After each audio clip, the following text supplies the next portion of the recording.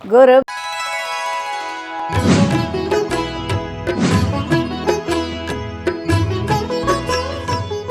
பிரம்மா குரு விஷ்ணு குரு தேவோ மகேஸ்வரக குரு சாட்சாத் பரபிரம்மா தஸ்மை ஸ்ரீ குரவே நமக. நேயர்களுக்கு யோக பிருந்தாவின் வணக்கங்கள். இந்த நாள் இனிய நாளாக எல்லோரும் எல்லா வளமும் பெற்று வாழ வேண்டும். இன்றைக்கு ஒரு தாந்திரீக பரிகாரம் சொல்ல போகிறேங்க. என்ன தாந்திரீகம் அப்படின்னா, நிறைய பேருக்கு தொழிலில் தடை இருக்குங்க. தொழிலில் தடைனா நல்ல வியாபாரம் நடந்துகிட்டே இருக்கும், திடீர்னு பார்த்திங்கன்னா அப்படியே அப்செட் ஆகி அப்படியே இருக்குங்க, ஒன்றுமே வராது, பணமே வராது.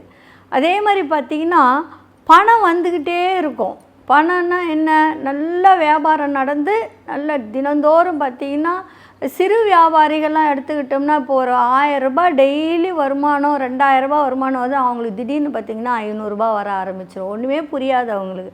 பெரிய பெரிய வியாபாரிகள் அதே மாதிரி லட்சக்கணக்கில் கோடிக்கணக்கில் இப்படி பண்ணிகிட்டே இருக்கிறவங்க பார்த்திங்கன்னா திடீர்னு பார்த்திங்கன்னா அவங்களுக்கெல்லாம் டக்குன்னு அப்படியே ஏதோ ஒரு தடை வந்து விழுந்த மாதிரி நின்று போயிடுங்க வருமானங்கள்லாம் பார்த்திங்கன்னா.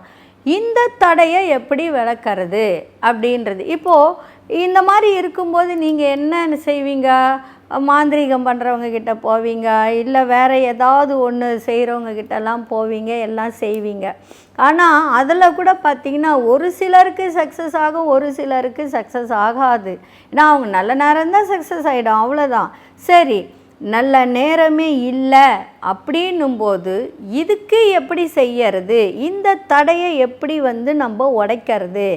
நீங்களே செய்யலாங்க. அடுத்தவங்க கிட்ட போயிட்டு செலவு பண்ணி செய்யணும்னு அவசியமே இல்லைங்க. இது ஒன்றும் இல்லைங்க. ஒரு தேங்காய் எடுத்துக்கோங்க. ஒரு தேங்காவை எடுத்துக்கிட்டு முன்னாலே வாங்கிட்டு வந்துடுங்க. எந்த நாளாவது இருக்கட்டும். இதுக்கு மெயினாக வந்து பார்த்திங்கன்னா செவ்வாய், வெள்ளி, ஞாயிறு இந்த 3 நாள் தான் உகந்தது.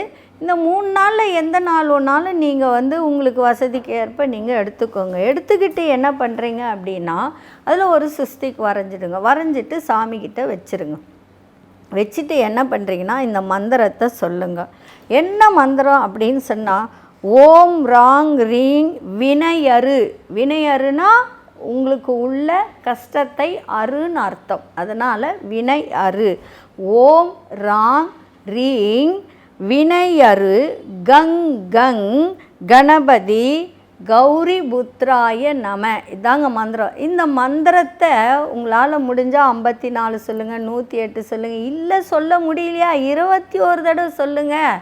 சொல்லி அந்த தேங்காய் மேலே ஊதி விடுங்க. ஊதி விட்டுட்டு என்ன பண்ணுறீங்க அப்படின்னா ஒரே வெட்டாக வெட்டுங்க. வெட்டினீங்கன்னா அது 2ஆக உடஞ்சி தூள் தூளாக ஆயிடுச்சுன்னா உங்கள் தடை விலகுச்சின்னு அர்த்தங்க. அது வெட்டாமல் உருண்டு ஓடி போச்சுன்னா இன்னும் உங்களுக்கு பிரச்சனை இருக்குதுன்னு அர்த்தம். இதில் நீங்கள் கண்டுபிடிச்சிடலாம். நீங்களே செஞ்சு கண்டுபிடிக்கலாங்க. இது பெரிய விஷயம்லாம் கிடையாது. இது மாந்திரிகமும் கிடையாது, தாந்திரிகமும் கிடையாது. இது கடவுளினுடைய ஒரு வழி. இது செய்யக்கூடியது, வேறு ஒன்றும் கிடையாது. இதை நீங்கள் செஞ்சு பாருங்கள். செஞ்சு பார்த்துட்டு சொல்லுங்கள்.